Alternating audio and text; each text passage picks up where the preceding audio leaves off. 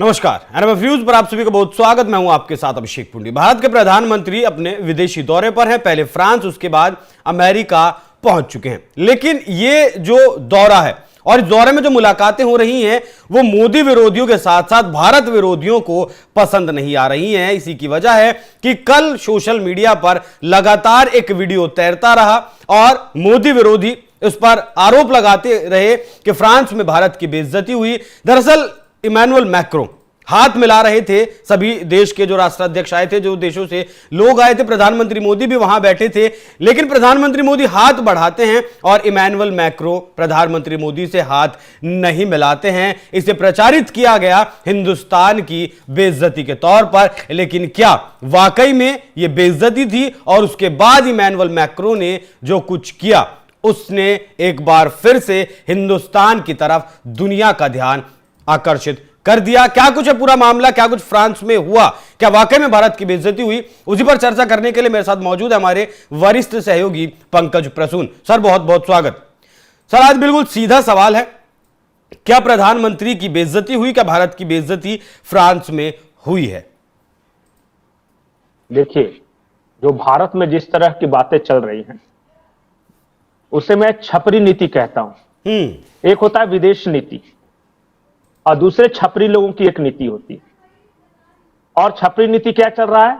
मोदी से हाथ नहीं मिलाया, वो पहले क्यों नहीं ट्रंप ने बुलाया, इग्नोर कर दिया मोदी को, भारत की बेइज्जती कर दी, हथकड़ी पहना के वापस भेज दिया, वो चाहते तो हथकड़ी नहीं भी पहनाते। ये विदेश नीति जो हमारे देश में ऐसे लोगों को समझ में आती है जिसे फॉरेन पॉलिसी का एफ नहीं पता है। मतलब सरकार से अलग जो विदेश नीति चल रही है? नहीं, इसे मैं छपरी नीति कहता हूं। ये विदेश नीति नहीं है, विपक्ष जिसे चला रहा है।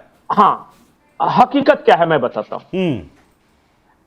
पूरी दुनिया में पहली बार आर्टिफिशियल इंटेलिजेंस को लेके एक टास्क फोर्स समिट बुलाई गई और उस टास्क फोर्स समिट फ्रांस की राजधानी पेरिस में थी, क्योंकि फ्रांस में होनी थी तो चेयरमैन थे फ्रांस के, और इसे को चेयर किया भारत ने। मैं जो सिर्फ नीतिगत बातें करूंगा जी। दूसरी बात, पहला यूरोपियन कंट्री फ्रांस ऐसा है जो कि हमारा यूपीआई डायरेक्ट वहां चलता है।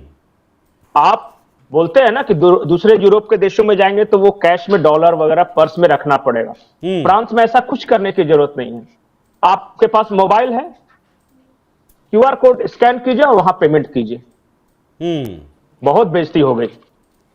और को चेयर किया है, ये भी बेइज्जती होगी छपरी लोगों के नजर में। तीसरी और महत्वपूर्ण बात, यूरोप में पहला डिफेंस पार्टनर जिसके साथ हम डिफेंस इक्विपमेंट की खरीद बिक्री करते हैं वो कौन है? फ्रांस। बाकी यूरोप का कोई देश नहीं। समझ रहे हैं? चौथी बात, अगला एआई समिट कहां हो?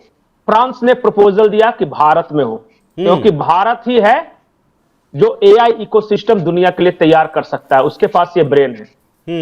ये बेइज्जती हुई। पांचवा, पोर्टेबल न्यूक्लियर मॉड्यूल रिएक्टर्स। अभी जो न्यूक्लियर रिएक्टर बनते हैं ना वो बड़े बड़े और उसके लिए बहुत ज्यादा ये लगता है। छोटे छोटे अलग अलग शहरों में आप बनाइए और वहां से न्यूक्लियर एनर्जी प्रोड्यूस कीजिए और अपने देश की बिजली जरूरतों को पूरा कीजिए। ये portable modular nuclear reactor France देने पे सैद्धांतिक सहमति बन गई है। मैं काम की बात बता रहा हूं। हाथ मिलाया, थूक पड़ाया, चुटी काट के भाग गया, पीछे से गाली दे दिया, ये नहीं मैं कह रहा हूं। मैं सीरियस मैटर है जी। प्रधानमंत्री जी ने कहा था कि कुछ लोगों को ऐसा लगता है कि जब तक वो विदेश नीति पे बोलेंगे नहीं तब तक वो मैच्योर नहीं दिखेंगे, भले ही उनके बोलने से देश का नुकसान हो जाए। अभी और उपलब्धि में बता, 2 दिन के दौरे की मैं बता रहा हूं। मोदी दुनिया के इकलौते ऐसे राष्ट्राध्यक्ष हैं जिसकी अगवानी करने पहुंचे इमैनुअल मैक्रोन और सी ऑफ करने भी पहुंचे हैं एयरपोर्ट तक। आमतौर पे फ्रांस के प्रेसिडेंट के पास इतना टाइम नहीं होता है कि आपको सी ऑफ करने। नहीं सर, टाइम नहीं कहा, ऐसा जा रहा है कि प्रोटोकॉल ही नहीं है। प्रोटोकॉल नहीं है। हाँ, प्रोटोकॉल नहीं है, सी ऑफ करने का। किसी को सी ऑफ करने के लिए जाएं, बिल्कुल। लेकिन गए सारे लोग जब वहां बैठे हुए थे तो मोदी और मैक्रोन साथ आते हैं वहां पे और तब सबके साथ हाथ मिलाया जाता है। अभिषेक, मैं आपसे एक सवाल करता हूं। मैं और आप कहीं गए किसी मीटिंग में, एक साथ निकले ऑफिस से और मीटिंग में सब सारे लोग बैठे हुए हैं स्टेज पे, अब मैं उनसे हाथ मिलाऊंगा, पहले आपसे मिलाऊंगा, क्योंकि जाहिर सी बात है, पहले उन्हीं से मिलाएंगे। अब यही इसलिए मैंने कहा कि ये छपरी नीति है, इमैच्योर, इलॉजिकल, जिनको कुछ पता नहीं। अभी तो देखिए छपरी नीति का अगला पड़ाव ट्रंप यूएसए दौरे पे शुरू होगा। मोदी को झुका दिया, ट्रंप ने पहले क्यों नहीं बुलाया, ट्रंप ने बेइज्जती कर दी, भीड़ नहीं जुटी, यही सब चलते रह रहा है हमारे देश में। और होने वाला क्या है मैं आपको बता रहा हूं। अमेरिका दौरे के वहां सबसे पहले टैरिफ की बात हो रही है कि ट्रंप ने टैरिफ बहुत लगा दिया। मैं आपको बताऊं, फैक्ट्स में इंटरेस्टेड हैं तो मैं बिल्कुल बिल्कुल बिल्कुल फैक्ट्स पे ही बात, और नहीं तो मैं बात करेंगे। नैरेटिव बिल्डअप तो मैं भी कर सकता। नहीं नहीं नहीं, फैक्ट यह है कि भारत और अमेरिका के बीच $200 बिलियन का ट्रेड है अभी। और भारत के पक्ष में 46 बिलियन डॉलर ट्रेड सरप्लस है। मतलब हम 46 बिलियन डॉलर के फायदे में हैं अमेरिका के साथ धंधा करके। रोते रहिए आप लोग। दूसरी बात, अमेरिका अपने देश के अलावा किसी भी देश के साथ अगर एआई पार्टनरशिप कर रहा है, मतलब आर्टिफिशियल इंटेलिजेंस में, तो वो देश भारत है। ठीक है जी। तीसरी, जो पहली मुलाकात प्रधानमंत्री नरेंद्र मोदी की किससे हुई? तुलसी गबार्ड, जो कि वहां इंटेलिजेंस चीफ है, वो नेशनल इंटेलिजेंस के डायरेक्टर है वो। और शपथ लेते ही उन्होंने पहली मुलाकात किससे की? नरेंद्र मोदी से। क्यों? क्योंकि कोई भी बेवजह नहीं होती। दोनों में इस बात को लेकर सहमति बनी है कि अमेरिका अपने इंटेलिजेंस को भारत के साथ शेयर करेगा। अगर अमेरिका को कोई जानकारी मिलती है तो भारत को देगा, और भारत को कोई जानकारी मिलती है तो वो अमेरिका को देगा। पहली हिंदू इंटेलिजेंस चीफ है ये। और वो क्यों महत्वपूर्ण हो जाता है? जब प्रधानमंत्री नरेंद्र मोदी और तुलसी गबार्ड आपस में मिल रहे थे तो उससे 2-3 दिन पहले एक बहुत बड़ी घटना हुई है। और घटना यह है कि हमास का चीफ, जो कि ईरान में है, वो पाकिस्तानी आतंकी संगठनों के बुलावे पर पाकिस्तान पहुंचा 5 फरवरी को। हमास का चीफ, जिसके खिलाफ इजरायल और अमेरिका लड़ रहे हैं, जो कि ईरान में रहता है, वो पाकिस्तान पहुंचा है। पाकिस्तान के कट्टरपंथी संगठनों जैश ए मोहम्मद, लश्कर ए तैयबा के साथ वो कश्मीर डे में शामिल हुआ है। हथियारबंद दस्ते उसकी सुरक्षा कर रहे हैं। आपको क्या लगता है कि जब वहां पे अजीत डोभाल मौजूद हैं या तुलसी गबार्ड मौजूद है, तो यह जानकारी शेयर नहीं की गई होगी कि हमास और पाकिस्तान ने हाथ मिला लिया है, या पाकिस्तान के कट्टरपंथी संगठनों ने हमास के साथ हाथ मिलाया है? और इसका क्या लगता है कि अमेरिका के साथ रिश्तों पे कोई असर नहीं पड़ेगा? पाकिस्तान और अमेरिका के रिश्तों पर।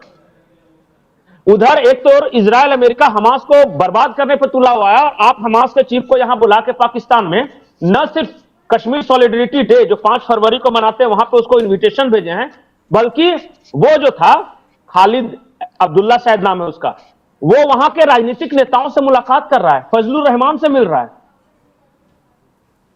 और तुलसी गबार्ड की कश्मीर नीति बिल्कुल स्पष्ट है।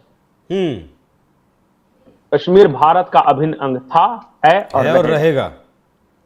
बिल्कुल ठीक है। और अभी तो ट्रंप से मुलाकात नहीं, मैं तो पहली मुलाकात का इंपॉर्टेंस से बता रहा हूं।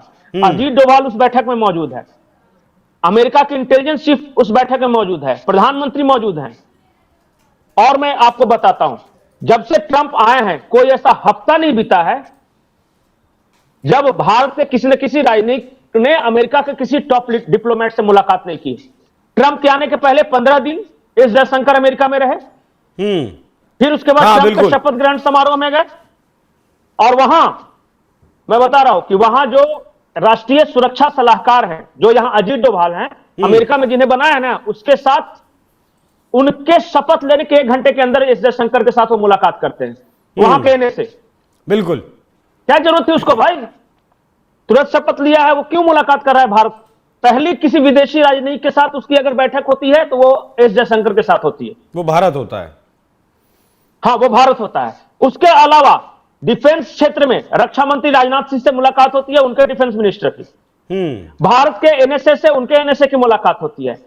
क्वाड के बैकग्राउंड में क्वाड की बैठक चल रही है, भारत के विदेश सचिव विदेश मंत्रालय से उनके विदेश मंत्री की बात होती है, फॉरेन सेक्रेटरी से। अब वो क्या चाहते हैं कि सुबह दोपहर उठते सोते गाते ट्रंप से भारत का काम करो, उनके पास और कोई काम नहीं है। ये अभी 1 महीने के अंदर 5-6 बड़ी मुलाकातें हो गई है, और चौथे ऐसे राष्ट्राध्यक्ष हैं नरेंद्र मोदी जो कि अमेरिका में गए हैं। पहले राष्ट्राध्यक्ष इजरायल के प्रधानमंत्री बेंजामिन नेतन्याहू, दूसरे जापान के प्रीमियर है, हाँ। तीसरे किंग अब्दुल्ला जॉर्डन वाले, और चौथे मोदी। उन्हें तो बुलाया गया था, खैर जॉर्डन के जो किंग, नहीं उन्हें दूसरे मामले में बुलाया गया, चले आए थे। नहीं उन्हें दूसरे मामले में बुलाया गया। मतलब देखिए, मैं इसलिए बोलता हूं ना कि थोड़ा मैच्योर होना पड़ेगा जी। विदेश नीति के मामले में। वो छपरी मोदी से हाथ, छपरी नीति का जो इस्तेमाल किया ना आपने, वो बिल्कुल सही किया है। नहीं, इनको देखिए, इनको कुछ नहीं पता और ये देखना भी नहीं चाहते। ये तमाम उपलब्धियां जो मैंने गिनाई ना, हाईएस्ट फ्रांस का सिविलियन अवार्ड मोदी को देना, फर्स्ट यूरोपीय कंट्री जो कि यूपीआई को एक्सेप्ट करता है, यूरोप पहला डिफेंस पार्टनर है, को चेयर किया एआई टास्क फोर्स का, अगला एआई समिट भारत में होगा, खुद लेने और छोड़ने गए, इन सब का से कोई महत्व नहीं इन छपरियों को। ठीक है, ये सिर्फ कैसे भारत डिमीन हो उस पर ध्यान रखते हैं, बेइज्जती की जाए, बिल्कुल। और इनको भारत नहीं दिख रहा है, वो मोदी से दुश्मनी है, और ये देख नहीं पा रहे कि मोदी वहां इंडिया को रिप्रेजेंट कर रहा है। उनको लग रहा है कि मोदी की बेइज्जती होगी तो ये तो पर्सनल सिर्फ मोदी की बेइज्जती। अरे भैया, भारत का प्रधानमंत्री है, तुम्हें भी शर्मिंदा होना चाहिए। और ये मिले तो क्यों में नहीं मिले, डोनाल्ड ट्रंप ने बुलाया तो अडानी के एजेंट के रूप में गए हैं, तो पता चला हाइफा पोर्ट के लिए गए हैं, अडानी के लिए डील करने गए हैं, देखिए उसका केस खत्म हो गया। तो यही सब चलते रहेगा यहां। जिनको समझ नहीं है वो ये बोलेंगे, और जो चीजें वो समझ रहे हैं, मुद्दों पर बात नहीं करते ना, फैक्ट्स पर बात नहीं करते ना कि दुनिया कैसे बदल रही है, देखिए भारत कैसे बदल रहा है। देखिए, मैं बताता हूं क्या क्या बड़ी डील होने वाली है जी, ध्यान से सुनिएगा। अब तक दुनिया के सारे देश जो अपने यहां फाइटर प्लेन्स बनाते हैं, वो चाहते हैं कि अमेरिका में बना हुआ जेट इंजन हम खरीदें। भारत गया है, वो कहा है कि खरीदेंगे नहीं, भारत और अमेरिका मिलकर बनाओ मेरे यहां। इसके लिए डील होने वाली है। दूसरी, अमेरिका ने अपने एआई के क्षेत्र में किसी दूसरे देश के साथ पार्टनरशिप नहीं किया है। भारत उसका इकलौता एआई पार्टनर होगा। बिल्कुल। अमेरिका में क्या कुछ होगा उस पर एक विस्तार से अलग से वीडियो करेंगे पंकज जी, लेकिन फिलहाल फ्रांस की अगर बात करें, फ्रांस का एक कंक्लूडिंग कमेंट कर दीजिए। फ्रांस यात्रा से निकल चुका है, अमेरिका पहुंच चुके हैं। देखिए, मैं एक लाइन बताऊं कि 2 दिनों की फ्रांस यात्रा थी। 2 दिनों में बहुत सफल और ये जो बोलते हैं ना, उम्मीदों से बेहतर यात्रा रही। उम्मीदों से बेहतर यात्रा रही, बिल्कुल। और बहुत अचीवमेंट है। जो मॉड्यूलर रिएक्टर देने की बात ही है, या फिर और जो बाकी के जो राफेल विमान सप्लाई करने की बात है, उस पर जो सहमति है, वो एआई टास्क फोर्स जो हो गया वो, उसके अलावा जो हमारा डिफेंस पार्टनर यूपीआई का जो पूरा फ्रांस इकलौता ऐसा देश है जो हाँ बिल्कुल, 5 कारण आपने गिनवाए हैं, 5 उपलब्धियां आपने गिनवाई हैं। 2 दिन में और क्या चाहते थे? बिल्कुल बिल्कुल बिल्कुल, भविष्य बदलने वाला है इन 5 चीजों से। अब बहुत सफल यात्रा है। जिन लोगों को ये 5 कारण जो पंकज जी ने गिनवाए हैं ये बेइज्जती लगती है तो उसे बेइज्जती के हिसाब से लें, और भारत की उपलब्धि लगती है तो भारत की उपलब्धि के हिसाब से लें। समझ लें कि भारत के राष्ट्राध्यक्ष अगर फ्रांस गए थे तो वो क्या करके आए हैं, भारत का भविष्य बदलने वाले 5 ही ये कारण है। पंकज जी, बहुत बहुत धन्यवाद इतना विस्तार से फैक्ट्स के साथ ये जानकारी देने के लिए। दर्शकों, अब आपके ऊपर है, आप इस दौरे को, इस मीटिंग को, इस मुलाकात को हाथ नहीं मिलाना है, नहीं मिलाना, क्या इसे कैसे देखते हैं, इस पर अपनी राय हमें जरूर दीजिएगा। नमस्कार।